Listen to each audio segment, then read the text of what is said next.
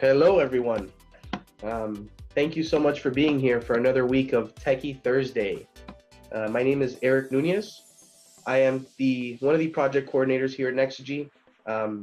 Today with me, I actually have Marlene Cabrera. Hello. Our lead project coordinator. And today we're going to be talking about call queues. So let me open up my screen share here and let's get started.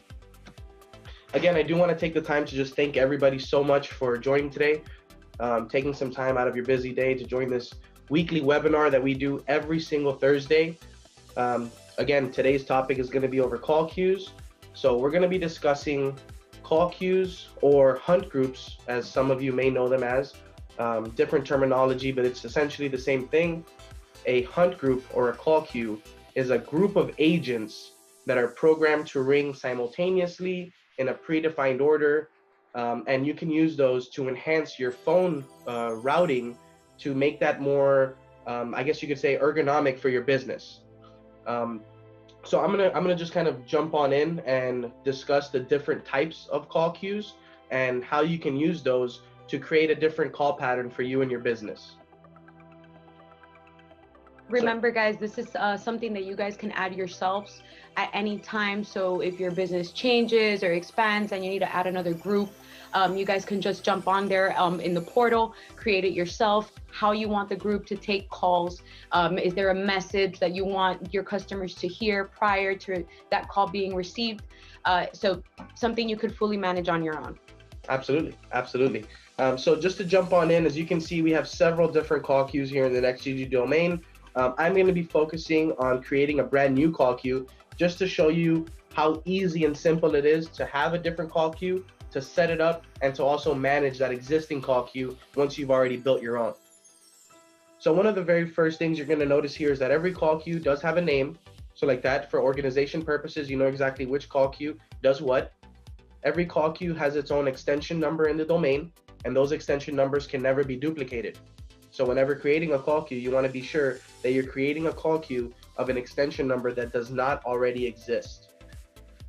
Here in my call queues page, I can see the type of call queue. As you can see, we have a couple different types of call queue, and we're going to be jumping into each one of those individually and providing some information on each one of those in just a moment. Callers in queue, right here from my call queues page, actually works in real time. It allows me to know how many callers I have in each queue as they come in. So it's a good handy tool for you to know how many people you have, let's say, waiting in your support queue, for example, or anything of that nature. And then of course, finally, you can see that how many agents you have in each call queue, and out of those agents, how many of those agents are available and ready to take a phone call. So just to jump on in, I'm here in my manager portal. You've seen this manager portal before through previous installments of Techie Thursdays. Right now, we are in the call queues tab, and I'm gonna hit this blue button on the top right corner of my screen that says add a call queue. So now that we're adding a call queue, what do you say we create a call queue for Marlene, and we're gonna call this Marlene's sales team, just for an example today. Marlene's sales team. Obviously, we want to make sure that we are using an extension number that does not already exist. So in this example, I'm going to look for an extension number that I know doesn't exist. And I have actually just created the call queue. So just like that, I created my call queue with the name and extension. And now what I need to do is I have to assign what type of call queue we are going to be creating. So I'm going to go through each and every call queue with the help of Marlene one by one and providing examples of each call queue and how they're configured to work, let's say. I guess we can start with round robin, which is if I have 5 people that are part of my group, the last person to take a call. So if Eric just answered the call, but I have not answered it, it's going to ring on my phone first because I've been the person that has been idle the longest. This way, in case, you have a group of people, you want to make sure that the calls are evenly distributed. No matter what, the person that's been idle the longest is going to receive that next call. So it's a good way to keep a control of how many calls your agents are taking. Wow, yeah. So that would actually work great in like a sales environment There you go. Somewhere where you want to make sure that the calls are being evenly distributed amongst all agents and everybody has a fair opportunity to have the same amount of calls. Correct. Awesome. Ring all is gonna just pretty basic, simultaneous ring to all the users. So first come, first serve. Let's ring on all the phones, and whatever agent is available could just go and grab that call. So this is going to be more of like your standard regular hunt group where all the phones are just going to ring on all together on incoming calls. Okay, very cool, very simple. Linear hunt and linear cascade, so both kind of the same thing. You're going to predefine the order of how you want that call to come into your agents. So if I'm the priority agent, or perhaps I'm the receptionist, and I take the calls always, but if I have, a call already and a caller on hold, maybe you want another person to be able to pick that up after a certain amount of time. So I could set up myself as a priority agent or number one in line, and then Eric can be number two, so on and so forth. Linear cascade, very similar. So same predefined order, but in groups. So maybe I have two people that work front desk. It should ring on them first. And then if they don't pick up, it'll overflow to another 3 agents that I may have available, or 4. You can decide how many people in your group and what that order is going to be. Okay, nice. And then finally, we do have call parks. So call parks is not your traditional call queue. Call parks, what that is as a parking spot for your calls. So if you have a receptionist who's got a high call volume and they do not have time to be, or maybe just the capacity of parking or holding so many calls on one phone, you can actually park these calls in the cloud in what I call a virtual parking spot. So on any incoming call, when you have call parks set up, you can actually have your call parks set up and programmed so that anytime on an active call, if you were to dial ***, it will park that call for you and it will not take up any of that employee's lines. However, please do keep in mind, for call parks, you cannot have a random extension number, right? Call parks have to be in a specific extension range, which starts off at 11 all the way through 19. So meaning you can have call parks 11, 12, 13, and so forth and so forth. And those are the call parks or parking spots where those calls will reside until somebody answers those calls. So now what I want to do is I kind of want to show you some settings of the call queues now that we've actually created one. We haven't designated a call queue for Marlene's sales team yet, but we're going to do that now. For this example, I say we do a ring all, right? Because we want our sales team to just, first call comes in, everybody's phone rings, I need that call answered right away. We are going to enable recording calls.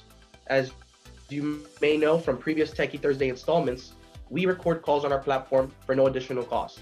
It is held on our platform for 30 days. So because this is a sales team and I want to monitor my team and make sure that they're doing what they have to be doing on the phone, I'm going to record those calls so that I can later go back and review them for additional training or for just, enhancing my sales team. I definitely want to leave the statistics on. I want to make sure that that is, being recorded and that the call queue is generating reports so that I can later review. And then of course I can have a play a message button. So what a play a message does is that it sends a customizable message to the agent when they answer a call. So this is really good for when the agent themselves are having the feature enabled for request confirmation on their specific extension. In the pre-queue options, we have additional settings that we can set for our call queue. For example, require agents. What this means is, in order for the call to route through the call queue and reach one of my agents, I would have to have somebody available and ready to answer the call in that call queue.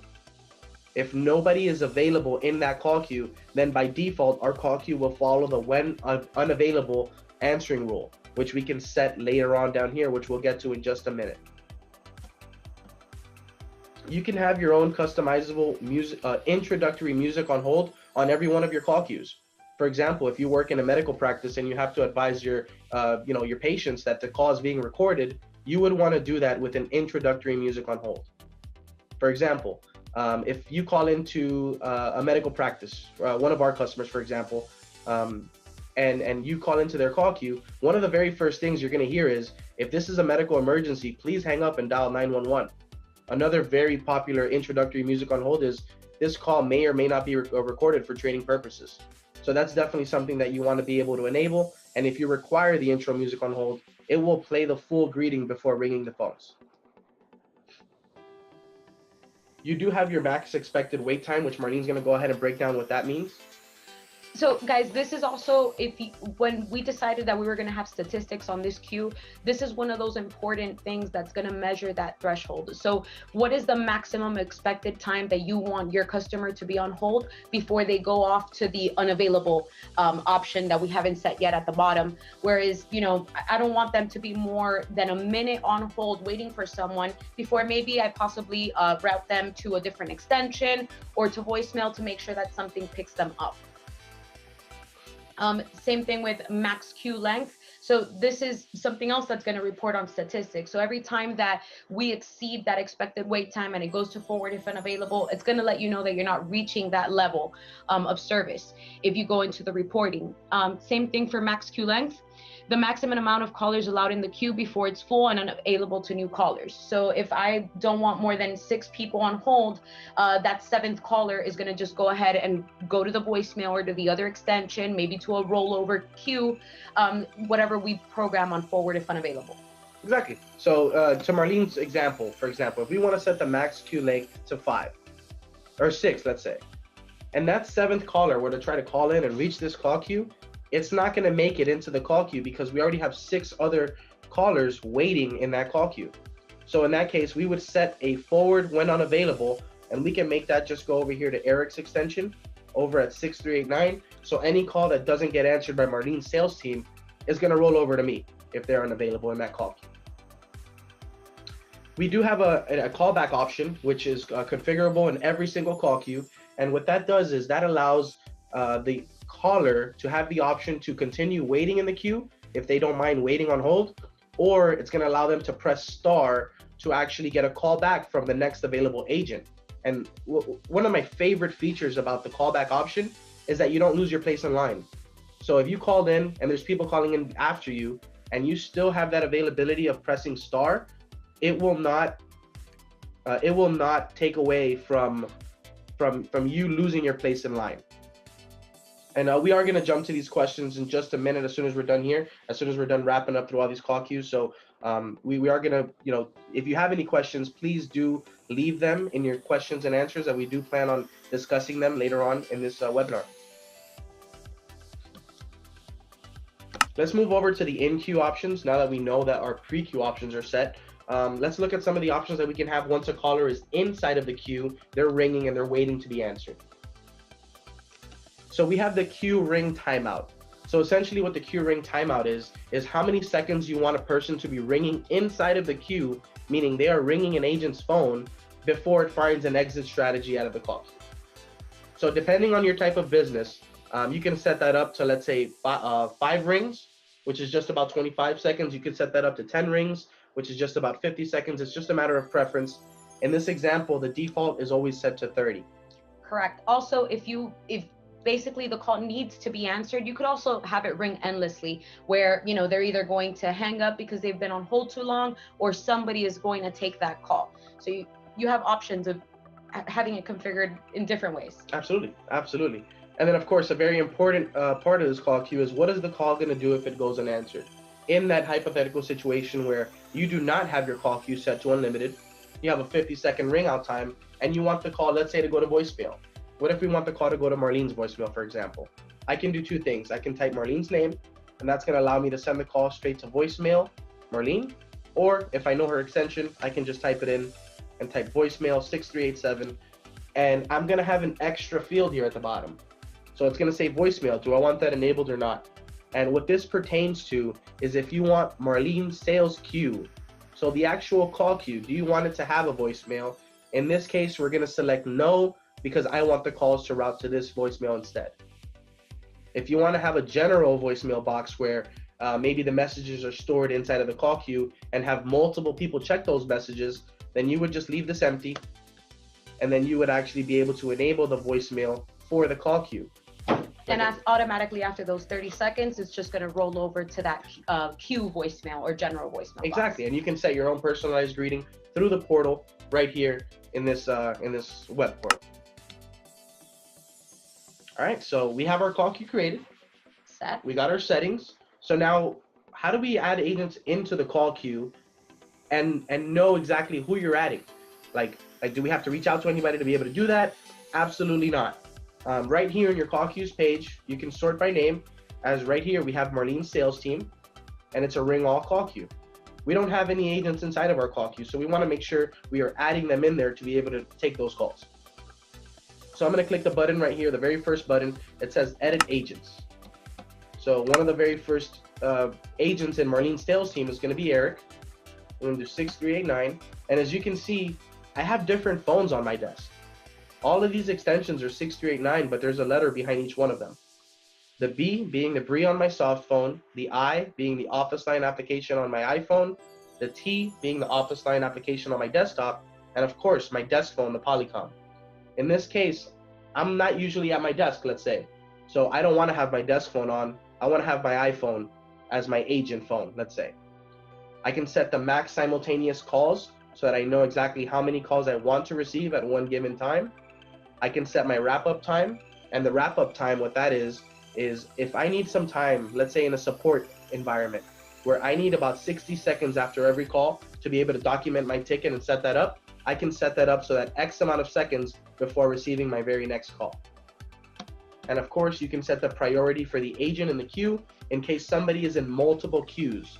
So if I'm in Marlene's sales team, but I'm also in the NextG support queue, and I want to prioritize the NextG support queue over Marlene's sales team, I can set my priority to 2, and it'll prioritize any other queue that I have over this one. I can request confirmation on all of my calls so that I know exactly who's calling me, and I know that I can prepare myself before getting that call. And you can even have an option for auto answer in environments of maybe telecom centers where they're just constantly racking in phone calls. They want to be able to just pick up the call on every single one that comes in. Auto answer is a feature that you can enable. So let's go on in. Let's add a couple more agents. We're going to just quickly add Jay in there with a max simultaneous calls of 2 because he can handle more calls than I can on my iPhone. And then one final one we are going to do right here. We'll do Brandon over at 6391Y. And that's it. We got ourselves a healthy sales team. We hit done. And right as soon as I refresh this little page in the top right corner, I can see here that Marlene's sales team has 3 agents online. 2 of them are readily available for a phone call. Quick note, if you ever wanted to, let's say, remove an agent, you could go ahead and delete them with the X on the right. However, if maybe they're going to be out for the day, so you don't want their phone ringing, but they're still going to come in tomorrow, they're still part of the sales team, you can get any one of the agents and just set them to offline for that day. They won't receive any calls. You save the agent. Now that agent is still in the queue, but they're not going to be receiving any calls for this day. Tomorrow when they're back, we can put them online, or they could put themselves online on the queue. Yeah, so you don't even have to delete somebody. You could just kind of temporarily disable them from getting calls. Correct. Wow, it's super handy. Super handy. We can also set music on hold specifically for any queue. So in case a caller's on hold, but you might want them to listen to something promotional about the business, specifically if they're in the sales queue and you're going to be selling them some items, you want to let them know about sales or promotions, you can have specific music on hold per queue. Absolutely. Like for example, new WiMAX prices, you know, if you want to market your products or anything like that, music on hold is a great way to do so. So having your sales team differentiate themselves with different music on hold is a great marketing tool. Great marketing tool. I also want to show the introductory music that we were talking about. That introductory greeting file where you can notify customers of a pre-recorded message. So right here in the music on hold tab for the call queue, we hit the settings button and you can actually see that there's an option to play introductory greeting. Normally these greetings are very short, very simple, very straight to the point, and these will play right before the phone rings, let's say.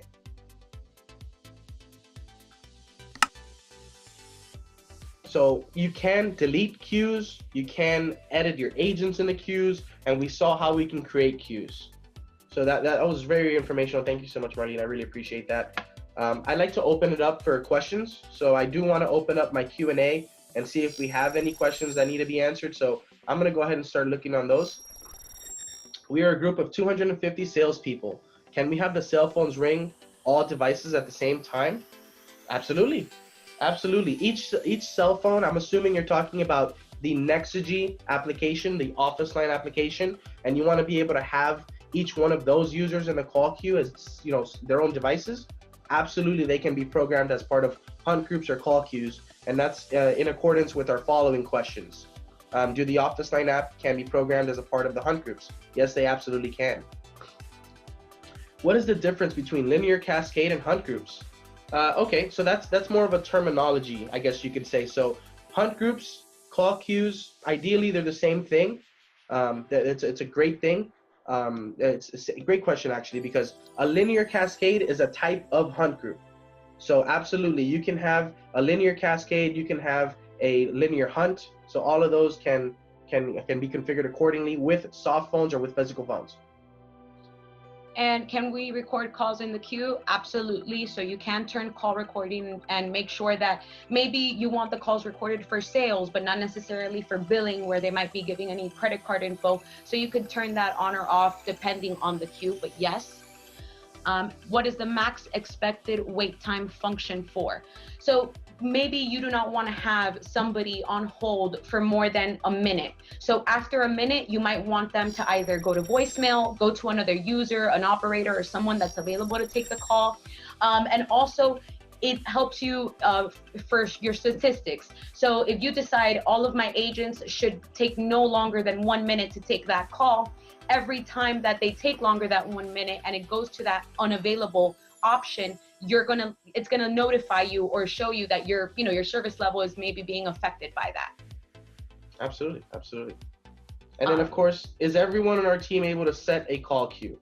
No. That is a great question. I'm so glad somebody asked this. Only the office manager and call center supervisors have access to creating call queues. So if you're a basic user and you don't have access to managing the domain, you won't be able to actually manage any of the call queues. So that is great for centers where you have supervisors who are actually in charge of managing the reporting and managing the call queues. However, other than the office manager, yeah, if you've assigned a few supervisors or managers for your particular team or group or queue, they can go in there, they can monitor those agents, they can add a group for those specific. Do you offer advanced call recording so we can be compliant with various standards such as PCI? That is a great question from Jim. Jim, that is an awesome question. I don't have the answer right now handy, but I can assure you I wouldn't doubt it if it's something that we definitely go over in one of our future Techie Thursdays. So be sure to follow us, all of our social medias. We're going to be doing these Techie Thursdays every single Thursday, and we're going to do our best to deliver great content for you guys. And I believe there is an enhanced call recording feature available, but we want to make sure that we get the correct answer for as far as being compliant. Of course, and you can always, if you have any additional questions, please do email us, give us a call, 1-866-NEXIGY1. Feel free, please give us a call. Check out our website, nexigy.com.